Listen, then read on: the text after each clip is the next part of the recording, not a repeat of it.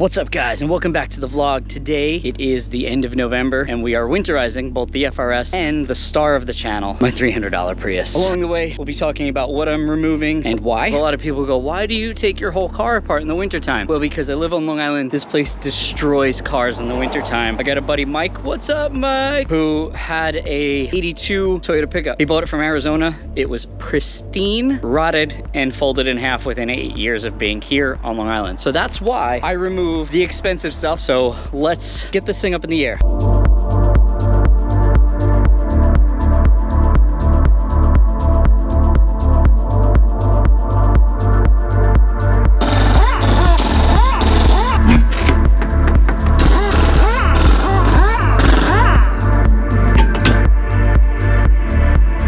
So the tires are off, quick and easy. This is probably self-explanatory, but we're gonna talk about why we're removing the tires. These are Rival 1.5S, and they are an extreme performance summer tire. And the reason we're removing them is because they are made for very high temperatures. They're made to get hot quickly, but anything below 50 degrees, they have no grip whatsoever. And I have to kind of weave back and forth like an F1 driver in order to get heat into them for them to actually work. So we're pulling them off, we're putting them in hibernation, and we're gonna put the snows on. Now for the suspension, we're gonna start by pulling the rear.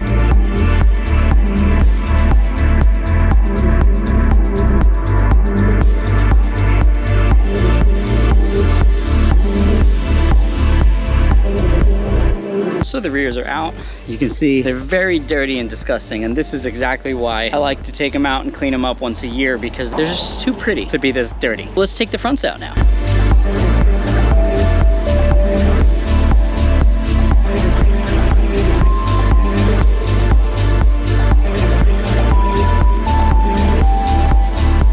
So let's have a quick chat about these things. If you're not familiar with motion control suspension, look them up. They're not cheap, but they're very high quality units, and this is just summer. Kicks the crap out of these things. I'm gonna clean them up, let them sleep for the winter so that they are ready to go in the spring. So now we have to install the winter setup. And the winter setup is still pretty cool. So let's talk about the winter setup. So this is my winter setup. They're stock struts, but winters are long here on Long Island, and I can't be rolling around for 5-6 months on stock springs. So they have T&S Techs. At least the car is nice and low and has a decent ride height when it's sitting on the stock wheels and snow tires. Let's put these in.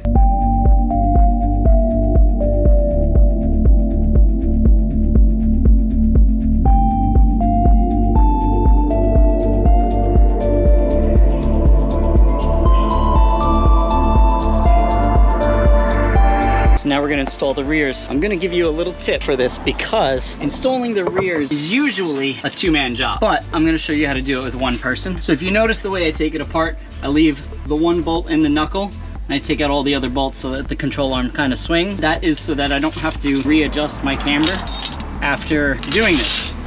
I've done this a lot. The biggest issue is holding the strut up while you put the nuts on the top. So what I like to do, I'll get the strut up in its home, get the bolts lined up in the holes, and then I'm gonna swing this arm up. I'm gonna put the bolt in it. Now the arm is holding it in for us. Now, we're gonna swing up to the top.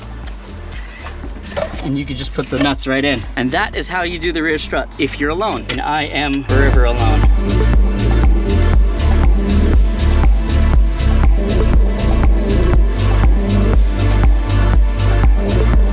Our next step is to remove the brake pads. So right now I have Ferrotto DS 2500s in there. Great pad for autocross, great pad on the track, but in the winter time, they're very dusty, they're very loud. I like to take them out in the winter, save the wear on them. In the rear, I'm putting in just stock OEM Toyota pads. And in the front, I have my old Hawks. These are Street 5.0s, and they're a little bit more aggressive than stock, but they just won't wear out, man. I'm just trying to get rid of these things, but I'm on like my 3rd winter season with them, and I just can't get rid of them. So we're just gonna keep using them until they're gone.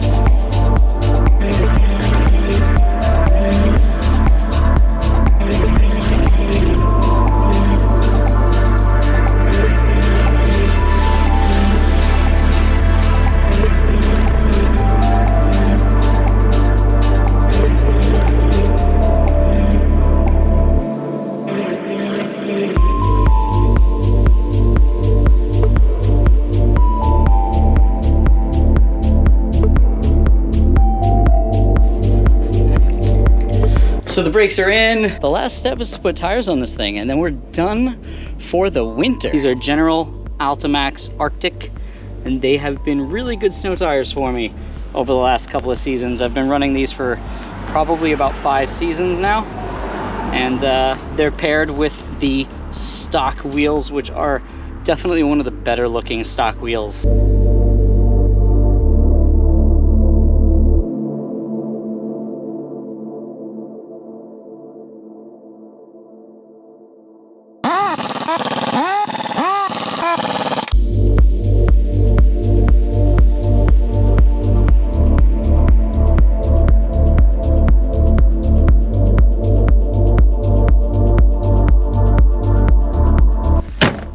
We have one more crucial part of winterizing the car. Gotta do the all-weather floor mats. Okay, now we're winterized. So it's the Prius's turn.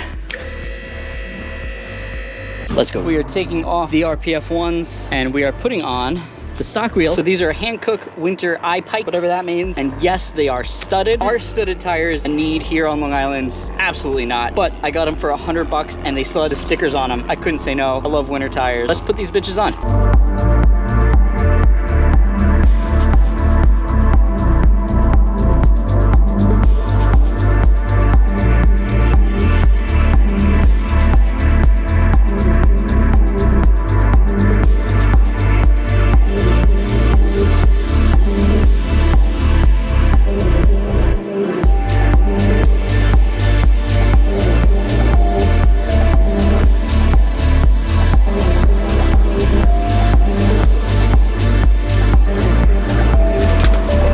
And that's the end.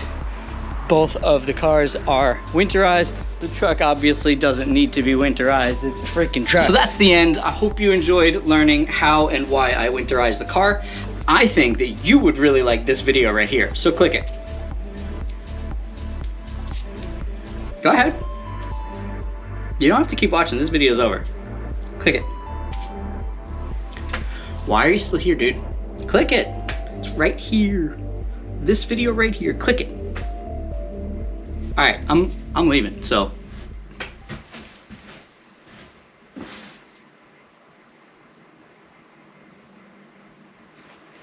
You still didn't click the video.